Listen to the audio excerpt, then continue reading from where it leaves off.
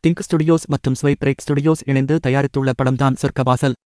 அறிமுக இயக்குனர் சித்தார்த் விஸ்வநாத் இந்த படத்தை எழுதி இயக்கியுள்ளார். தமிழ் பிரபா மற்றும் அஸ்வின் ரவிச்சந்திரன் கூடுதல் எழுத்தாளர்களாக பணியாற்றியுள்ளனர். பிரின்ஸ் ஆண்டர்சன் ஒளிப்பதிவு செய்ய, செல்வா எடிட்டிங் மற்றும் கிறிஸ்டோ சேவியர் இசையமைப்பாளராக பணியாற்றியுள்ளனர்.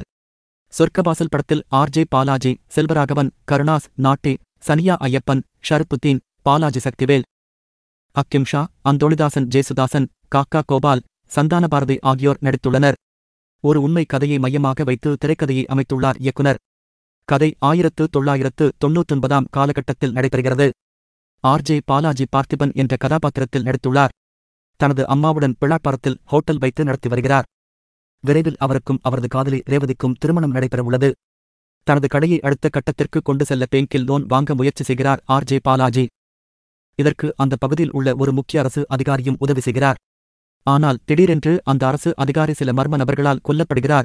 இந்த கொலைக்கு ஆர்.ஜே. பாலாஜி தான் காரணம் என்று சந்தேகித்து போலீசார் அவரை கைது செய்து சிறையில் அடைகின்றனர். சிறையில் ஆர்.ஜே. பாலாஜிக்கு என்ன ஆனது? உண்மையில் கொலை செய்தது யார் என்பதே சொர்க்கவாசல் படத்தின் கதை. ஆர்.ஜே. பாலாஜிக்கு முற்றிலும் ஒரு வித்தியாசமான கதை இது. அதிகம் பேசாத, காமெடி செய்யாத, மற்றவர்களை கலாய்க்காத ஒரு சீரியஸான கதாபாத்திரத்தில் பார்த்திபனாகவே வாழ்ந்துள்ளார். ஒவ்வொரு முறையும் அடிவாங்கி ரத்தம் சொட்ட சொட்ட அவர் பேசும் டைலாக் காட்சிகள் நன்றாக இருந்தது. இந்த படம் நிச்சயம் ஒரு நடிகராக அவருக்கு ஒரு நல்ல பெயரை பெற்றுத்தரும். சிறை மொத்தத்தையும் தன் கட்டுப்பாட்டில் வைத்திருக்கும் ஒரு பிரபல ரவுடியாக செல்வராகவன் சிகாமணி என்ற கதாபாத்திரத்தில் நடித்துள்ளார். கிட்டத்தட்ட ஒரு டான் போன்ற ஒரு கதாபாத்திரத்தில் எனது வழக்கமான நடிப்பை கொடுத்துள்ளார்.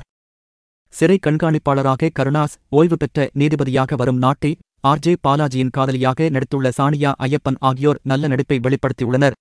எஸ்.பி. சுனில் குமார் என்ற கதாபாத்திரத்தில் நடித்துள்ள ஷரப்புத்தீன் மற்ற நடிகர்களை தாண்டி தனியாக தெரிகிறார். இவர் நல்லவரா கெட்டவரா?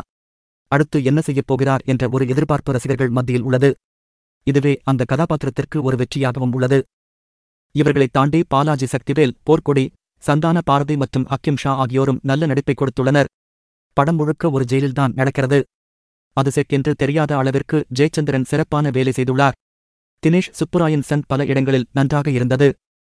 இருப்பினும் இன்னும் கொஞ்சம் நம்பும்படி இருந்திருக்கலாம்.